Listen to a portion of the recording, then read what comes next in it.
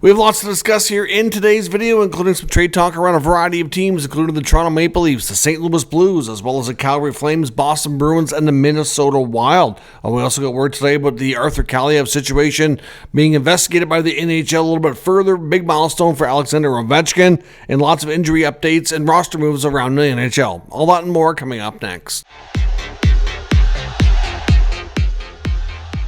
So welcome back to another video here at Top Shelf Hockey. As I mentioned, we have lots to discuss here in today's video. I want to kick things off first by acknowledging and discussing the major milestone achieved by the all-time leading goal scorer in the NHL, Alexander Ovechkin. Of course, in their last game here last night, Ovi against the St. Louis Blues finally achieves goal number 900. Certainly had fair to say, I think a little bit of a slower start to his season than he was on quite a pace last year. So he has slowed down a little bit, but he's still scoring goals. Goal number 900 came. It wasn't a great goal on Binnington's part either. And at that point, the Blues were down a bunch. And Jordan Binnington actually took the puck and made it look like he was kind of trying to steal the puck, almost like he didn't want Ovi to have it for the milestone. The referees did get it from him. He kind of shoved it in his equipment, but I'm not really sure what it came from it if they didn't figure out where it was. But ultimately, Binnington said he wasn't trying to make sure he didn't get it. I think he was just kind of ticked off because he was having a bad game. The team wasn't playing well, and they were losing. At the end of the day, he said he was going to make sure he got it, but just not right away. But yeah, big major milestone. We don't know if this is going to be the last year of Ovechkin or not, so it's hard to say if he'll have a shot at 1,000. I mean, that would be the next major milestone. But obviously, he's got the most ever in NHL history. He's hit 900 now. How far can he take it? Only time will tell. A bunch of other moves around the NHL today with some updates on some roster moves here. The Columbus Blue Jackets have recalled Luca Del Bel Belluz. The Canes have activated K'Andre Miller, so he's back in action for them. The Pittsburgh Penguins have recalled forward Yona Komppanen. The Sharks had to move youngster Michael Misa to injured reserve, and they've recalled forward Zach Ostapchuk. And the Philadelphia Flyers today also have activated Sammy Urson.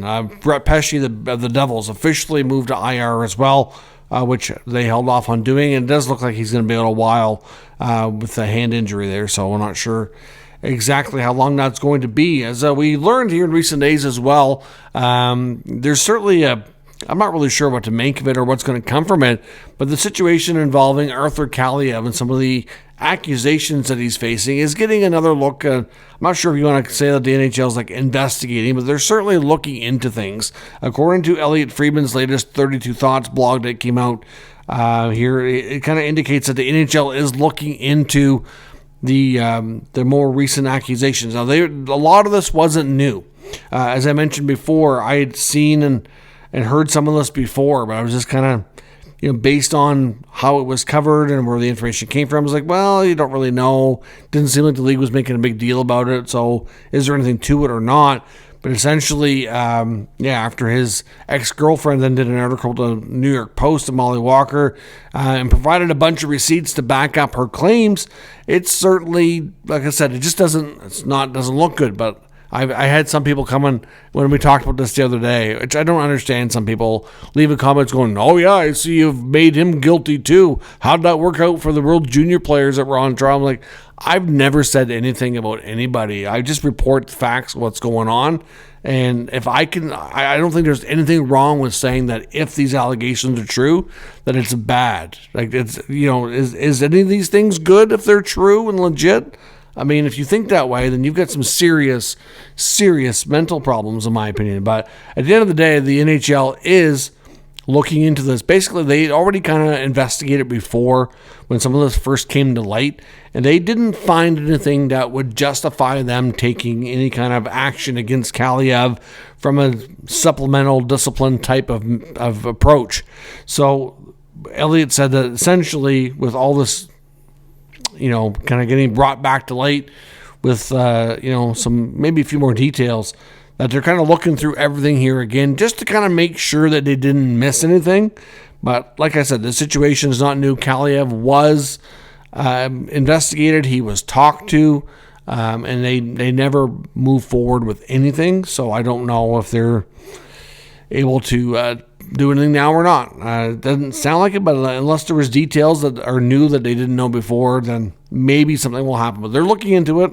That much we do know, and that's all we'll know unless they come out and say anything further about it. For right now, Kaliyev remains a part of the Ottawa Senators AHL affiliate with the team in Belleville, and I'm not sure when we'll know anything more on that situation. Now, as I mentioned, we got a bunch of rumors to take a look at here. We're going to start with the Leafs and the situation involving forward David Kampf. Now, Puckpedia, one of the top websites for looking at salary cap info, contracts, and all that, they've become a very well-connected website here in recent years, and Puckpedia is reporting today that their sources have indicated that the Maple Leafs have suspended David Kampf, and he's suspended without pay, which for the time being does alleviate the cap hit. Now, of course, he was already cleared waivers, was in the minors, so they were already getting some cap relief, but the other amount that's still considered dead space for them while he's in the minors would not be affecting them while he's in this status. Now, there is the expectation based on their sources that this is going to come with a fairly quick resolution, or at least that's the thought right now. There's three outcomes here. Either A, he talks to them and decides, okay, I'll go back to the Marlies and we'll keep playing the AHL. That's option one, which probably seems like the least likely, but it is possible. Option two is Kampf's camp and the Leafs discuss mutually agreeing to terminate the contract. That, I'm not sure. Like, we think it's a possibility, but like I mentioned before, does it make sense for him to throw away all that money? He may not get a new contract making anywhere near that at this point. It's hard to say, but if it gets him back to the NHL where he can make, a portion of it and then earn another contract after that to extend it and eventually make it all back, maybe it's worth it. We've seen other guys like Connor Sherry and Brandon Saad do this here very recently as well, and it could happen. And of course, the other option is that the Maple Leafs find him a trade and they move him along to another team that's willing to give him NHL opportunities. So it's hard to say. The belief is that the Leafs are trying to find a new home for him. But yeah, I can understand that he's not happy playing in the minors. He feels he's an NHL player, and he feels like he's kind of getting gypped here because of his contract. At the end of the day, I'm not entirely convinced that it's all the contract's fault. Even with Scott Laughton being out for the first 13, 14 games of the season here, he just made his season debut on the other night. Kampf was still not relied upon as the fourth center. Now, of course, like I said, the contract, you can argue, does play some kind of a role.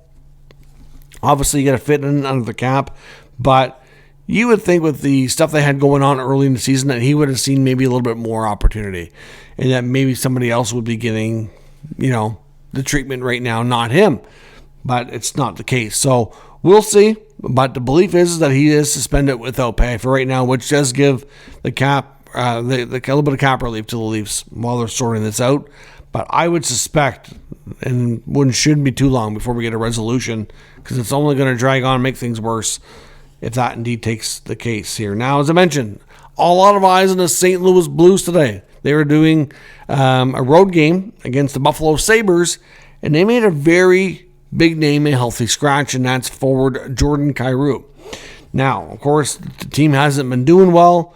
They're near the bottom of the league, 4-8-2 record, and it seems like Jim Montgomery decided one of the bigger names needs to be scratched. We need to send a message that some of this plays is not acceptable, and I guess they decided that he was the guy they were going to make an example of.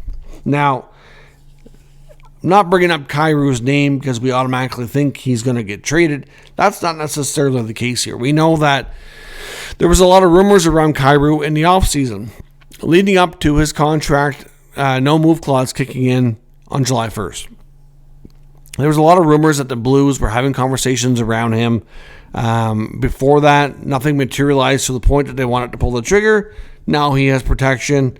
Can't go without getting his permission. And, the team is off to a bad start. I'm not sure Kyrou is necessarily the guy they want to move, but clearly, based on what conversations they were having before, you have to think they would at least consider it if the right deal came along for sure. Now, we don't know if Kyrou healthy scratch is going to lead to that. It's not necessarily connected. This is more about sending a message. But another name that's been brought up by multiple NHL reporters here in recent days, including FourthPeriod.com and Dave Pagnotta, as well as Elliot Friedman, that Brayden Schenn is becoming a name to watch and a target for a lot of other teams. Now, essentially, Brayden Schenn still has a couple years on his contract, salary of AAV of $6.5 million. But his actual salary, the final 2 years of the deal, are under what the cap hit is. He only makes $4.5 and $4 million the final 2 seasons. So for teams that are and really like that kind of contract where they're going to get more value than what they're actually going to pay out, then that will be intriguing. He does have trade protection, but it's not to the level that it was. He did have a full no move before last season, which is why when all the rumors about the Maple Leafs and other teams were going on, that he had to approve any trade, and he opted to stay put with the Blues, wanted to see things through, and ultimately got the team to the playoffs. Now, that's now a 15-team modified no trade, so there's a bunch of teams that the Blues could move him to without needing his permission, but I do think that Doug Armstrong would have enough respect for Brayden Schenn that even if it's a team that they don't need his consent for, that they would probably talk to him before making a move. At least I would think. Now, he's a gritty player with a lot of experience, a guy who's won a Stanley Cup. He can play in your middle six. He can score. He can do a lot of things. Good leader, hard worker. It mentions 3 teams being connected to this player, including the Toronto Maple Leafs, who checked in on him previously last year. Of course, the connection there would be that, an Ontario-born player, so it would be a homecoming of sorts. Played for Craig Berube in St. Louis, won a Stanley Cup, so there's that connection too. And I just think he's a type of player that they don't really have. I think he's unique in the sense, I think, in how he would play compared to what they've got. It would be a good fit. Also mentions the Ottawa Senators and New Jersey Devils as being potential teams here that have been, that would be in the mix. Now, some think Montreal might be in there as well because we know that they're kind of a team that probably will want to add later on, and forward position would probably be where they would look to. I think that right now, though, they're probably a little bit less likely just because they've had a really good start. So they're not going to make moves they don't need to make. So they're going to probably, I still think they'll do something later in the year. But for right now, those 3 teams are all mentioned. It kind of makes sense that I can see it fit with all of them, to be honest. I don't know what the price tag is going to be, but Brayden Schenn is definitely a name to watch as we move along here a little bit further into the NHL schedule, closer to the trade deadline. One interesting note from Darren Dreger and Insider Trading on TSN about Nazem Kadri was that Flames owner Murray Edwards apparently says has no desire to trade Kadri or really anybody who's considered a core piece there. We know Rasmus Anderson, who's a pending UFA, very likely to get moved, and I still think teams like Dallas or Vegas are possibly the more likely landing spots, but we'll see as the year goes along. But essentially, the ownership doesn't want to trade any of the core, which I don't quite get. That ownership there has been quite reluctant to go into a rebuild. And, well, obviously, we'll see how the Flames do. Didn't have a great start to the season. They've won a few games, but not a lot. It's going to be interesting to see what happens. But knowing that ownership doesn't want to rebuild further might hamper what Craig Conroy can do and might impact what players we see on the market and actually get moved. A lot of eyes on Boston as well. One about young defenseman Mason Lohrei has been scratched a bunch of times. And when teams are not playing players that a lot of other teams like that, like Lohrei or other guys around the league that fall into that category, it kind of raises the eyebrows for other teams wondering, well, geez, he can't get into the lineup there. Would they consider moving him? If they don't consider him one of their regular top 6 players, maybe he could be traded for. He might be a player that they're willing to move. So teams are contacting Boston. Teams are checking in. A lot of question marks around his future because of where he seems to stand right now and kind of the pecking order with the team. He's a player that had a good start to his career. Looked like he was going to be a real important player, when he first emerged. And obviously things have kind of slowed him down a little bit, I think it's fair to say, with his development. But As teams looking for defensive help, he's a rangy guy, lanky, tall, obviously has some offensive upside to his game as well. So, he's one of those players that maybe see the problem too with some of these guys. If you can't play top four, they want a different look for their bottom pair and the third pair. That seems to be an issue sometimes. So we'll see, but a name that teams are keeping an eye on in case things don't change for the better and he does become available. And word out of Minnesota that we've heard Elliotte Friedman talk about Minnesota and St. Louis being two of the more active teams right now on the discussion point, having lots of conversations, checking in with a lot of players, a lot of teams, etc. The Wild apparently are looking for some scoring help and kind of change the mix up front a little bit. And there is some speculation that Marco Rossi's name could be out there again. No guarantee that he moves, of course, but there was a lot of talk around him in the offseason. Eventually, they got him signed, but it wasn't a long-term big money deal, so there's still some belief that, they're willing to continue the relationship for right now, but they're not married to the player long-term, and if they find another player that they can move him for that they think fits better long-term and helps them score more goals, then they're probably going to be willing to include him in that kind of a trade. So it's going to be one of those interesting situations to watch. No guarantee that they move him, but it seems like he was a player they were willing to entertain trading in the offseason, and here we are now, some early season struggles, and it could just be a player that you need value to get value sometimes to change the mix up there. So it's going to be difficult to say exactly how this goes, but definitely a name and a team to watch should we see some movement here eventually. There's lots of talk, lots of rumors, very little activity right now. Like I said, usually until we get about the 20 to 25 game mark, that's when teams are going to be like, okay, we are what we are.